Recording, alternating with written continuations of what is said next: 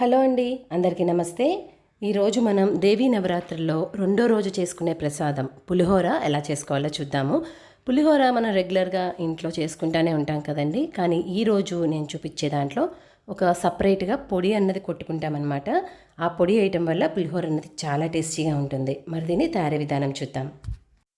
ముందుగా ఇలా ఒక కప్పు రైస్ కుక్కర్లోకి తీసుకోండి. ఇప్పుడు దీన్ని 2-3 సార్లు నీట్గా వాష్ చేసి, ఇప్పుడు ఏ కప్పుతో అయితే మీరు రైస్ తీసుకున్నారో అదే కప్పుతో 2 కప్పుల నీళ్లు పోసుకొని, మీ రుచికి తగినట్టుగా కొంచెం ఉప్పు, రైస్ అన్నది మనకి అంటుకోకుండా ఉండటానికి ఒక టేబుల్ స్పూన్ నూనె వేసుకొని ఒక 2 విజిల్స్ వచ్చేంత వరకు మీడియం ఫ్లేమ్ పైన బాగా ఉడకపెట్టుకోవాలి. ఇప్పుడు కుక్కర్లో నుంచి రైస్ ఇలా సపరేట్గా ఒక బౌల్లోకి తీసుకొని ఆరబెట్టుకోండి.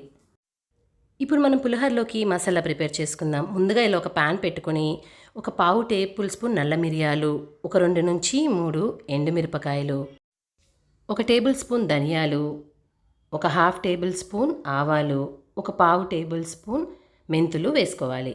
ఇప్పుడు వీటిని బాగా వేయించుకున్న తర్వాత ఇప్పుడు దీంట్లోకి ఒక టేబుల్ స్పూన్ నువ్వులు, ఒక హాఫ్ టేబుల్ స్పూన్ జీలకర్ర, ఒక టేబుల్ స్పూన్ కందిపప్పు వేసుకొని వీటన్నిటినీ కూడా బాగా వేయించుకోవాలి. ఇవన్నీ కూడా చక్కగా గోల్డెన్ బ్రౌన్ కలర్ వచ్చిన తర్వాత వీటిని ఒక ప్లేట్లోకి ట్రాన్స్ఫర్ చేసుకుని మెత్తగా పౌడర్ చేసుకుని పక్కకి పెట్టుకోండి.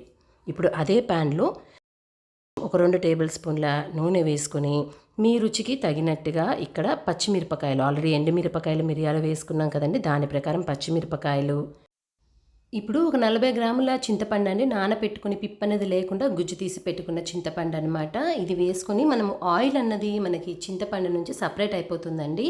అలా అయ్యే వరకు మీడియం ఫ్లేమ్ పైన మాత్రమే ఇలా కలుపుకుంటూ ఉడకపెట్టుకోవాలి. ఇప్పుడు చింతపండు ఒక 3-4 నిమిషాలు ఉడకపెట్టుకున్నాక ఇలా కొంచెం కరివేపాకు, కొంచెం పసుపు అన్నది వేసుకొని కలపాలండి. కలపకుండా ఉంటే మనకు అడుగన్నది అంటిపోతుందన్నమాట. చింతపండు అడుగంటిందనంటే స్మెల్ అన్నది మనకి పులిహోరలో బాగోదు. కాబట్టి ఇలా కలుపుకుంటూ మనం సపరేట్ అయ్యే వరకు నూనె ఎంత లేదన్నా ఒక 3-4 నిమిషాలు పడుతుందండి.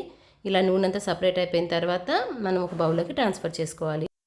ఇప్పుడు మనం పులిహోరకి తాలింపు పెట్టుకుందాం. ఇలా 2-3 స్పూన్ల నూనె వేసుకొని ఒక హాఫ్ కప్పు పల్లీలు వేసుకొని వీటిని గోల్డెన్ బ్రౌన్ వచ్చేంత వరకు మీడియం ఫ్లేమ్ పైన బాగా వేయించుకోవాలి. ఇలా పల్లీలు వేగిన తర్వాత కొంచెం ఆవాలు, మినప్పప్పు, కొంచెం శనగపప్పు, ఒక హాఫ్ టేబుల్ స్పూన్ జీలకర్ర, ఒక 2-3 ఎండుమిరపకాయలు, కొంచెం కరివేపాకు కూడా వేసుకొని వీటన్నిటిని కూడా బాగా ఫ్రై చేసుకోవాలి. ఇవన్నీ కూడా ఒక 2-3 నిమిషాలు ఫ్రై అయిన తర్వాత ఇప్పుడు దీంట్లోకి కొంచెం జీడిపప్పు కూడా వేసుకొని గోల్డెన్ బ్రౌన్ వచ్చేంత వరకు ఫ్రై చేసుకోవాలి. ఇప్పుడు మనం వేసుకున్న పోపు దినుసులన్నీ కూడా చక్కగా ఫ్రై అయిపోవాలండి. ఇలా కొంచెం ఫ్రై అయిన తర్వాత ఒక పావు టేబుల్ స్పూన్ ఇంగువ కూడా వేసుకొని వీటన్నిటిని ఇలా గోల్డెన్ బ్రౌన్ వచ్చేంత వరకు వేయించుకోవాలి. ఇప్పుడు స్టవ్ కట్టేసి ముందుగా మనం పక్కకి పెట్టుకున్న రైస్లోకి మీ టేస్ట్కి తగినట్టుగా, అంటే చింతపండు పులుపు ప్రకారం చూసుకుంటూ మనం చింతపండు అన్నది దీంట్లో యాడ్ చేసుకోవాలనండి. ముందుగా చింతపండు గుజ్జంతా ఇలా రైస్కి పట్టేలాగా కలుపుకున్నాక ఇప్పుడు ముందుగా మనం పొడి చేసి పక్కకి పెట్టుకున్న మసాలా పౌడర్ ఏదైతే ఉందో అది కూడా దీంట్లో వేసుకొని ఈ ఫ్లేవర్ కూడా రైస్కి పట్టేలాగా బాగా కలుపుకోవాలి. ఇప్పుడు ఇలా కలుపుకున్న తర్వాత మనం పోపు దినుసులు ఏవైతే వేయించి పక్కకు పెట్టుకున్నాం కదండి, ఆ పోపు కూడా దీంట్లో వేసేసుకొని ఈ ఫ్లేవర్స్ కూడా కంప్లీట్గా రైస్కి పట్టేలాగా కలుపుకోవాలి. అంతే అండి, చాలా టేస్టీగా ఉంటుందన్నమాట. ఈ రైస్ మనం చేసుకున్నప్పుడు అప్పటికప్పుడు కాకుండా ఒక 40 నిమిషాలు లేకపోతే ఒక 1.5 అవర్ తర్వాత సర్వ్ చేసుకుంటే చాలా టేస్టీగా ఉంటుంది. ఇంకెందుకు ఆలస్యం, ఈ రెసిపీ ఒకసారి ట్రై చేసి మీకు టేస్ట్ ఎలా కుదిరిందనేసి మీ వాల్యుబుల్ కమెంట్స్ కింద కమెంట్ సెక్షన్లో వేయటం మర్చిపోమాకండి.